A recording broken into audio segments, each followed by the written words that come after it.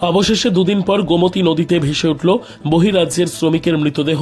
নাম মনোজ স্বর্ণকার। শুক্রবার সকালে এলাকাবাসীরা গোদারাঘাট ব্রিজ সংলগ্ন এলাকায় শ্রমিকের মৃতদেহটি ভাসমান অবস্থায় দেখতে পান। খবর পেয়ে ঘটনাস্থলে ছুটে আসে নতুন বাজার থানার পুলিশ। ঘটনাস্থলে কৌতূহলী মানুষ ভিড় জমায়।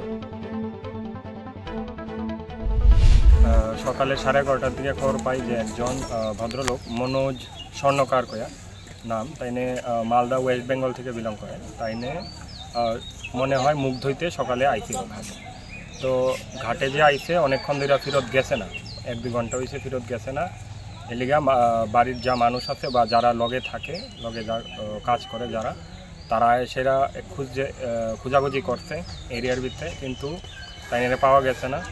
ব্রাশ আর কিছু চপ্পল জুতা পাওয়া গেছে, কিন্তু তাইনে পাওয়া গেছে না। তা এটা আন্দাজ করে লইছি যে জলেই পড়ছে আর উঠতে পারছে না, কোনো অসুবিধা হয়েছে, এর লিগা জলে ডুববা বডিটা খুঁজে পাওয়া যেতে।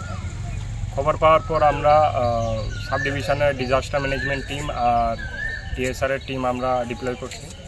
সার্চ করা হয়েছে, সারাদিনই সার্চ চলছে, পাওয়া গেছে না। পরের দিনও আমরা সার্চ করা হয়েছে। আজকে সকালে আনুমানিক 8টার দিকে আমরা খবর পাই যে বডিটা ভাইসে উঠতে একটু দূরে মেইন যে এরিয়াটাতে ডুবছে বলে আমরা ভাবছি।